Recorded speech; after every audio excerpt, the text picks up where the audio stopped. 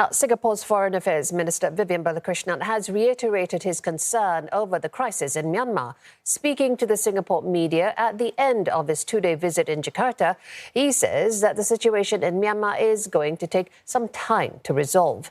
At the same time, he also talked about how Singapore and Indonesia are working together towards recovery from COVID-19. Saiful Bari Ismail joins us now. Saiful, any more progress made on the issue of Myanmar? Well, Jill, Dr. Balakrishnan said he is pessimistic about the current situation in Myanmar. He said not to expect quick solutions in Myanmar and that the turmoil will potentially set the country back by a generation.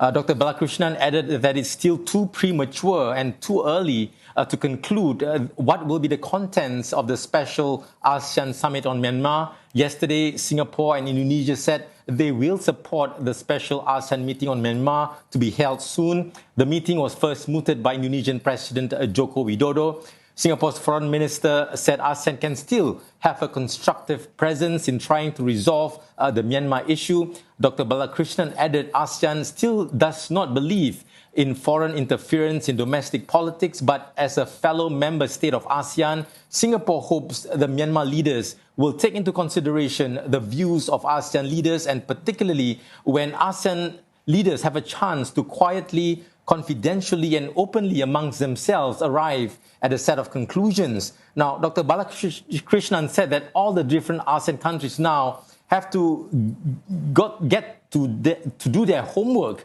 ahead of the special ASEAN summit on Myanmar. He said this will form the agenda and the basis for more detailed discussion amongst the leaders.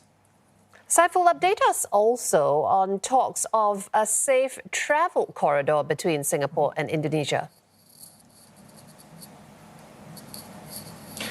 Well, that's right, Jill. Singapore and Indonesia have discussed the possibility of recognizing vaccination certificates of its citizens to enable safe travels to begin. Dr. Balakrishnan said both countries have started conversations about how they will be able to recognize and verify health records related to COVID-19 and on the vaccination status.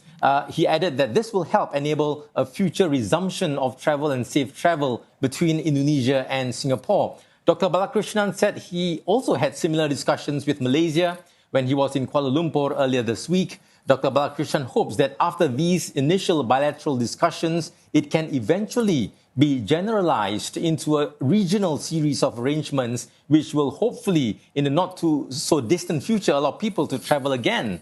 Now, however, Dr. Balakrishnan was also quick to stress that any safe travel corridor on tourism has to be done gradually, safely and cautiously. He added this will take some time. Now, the first thing that needs to be done is for normalization of the pandemic circumstances between two countries or two places. Now, there is also the need for testing and the need for vaccination, especially the need for countries to be able to share records, verifiable, authoritative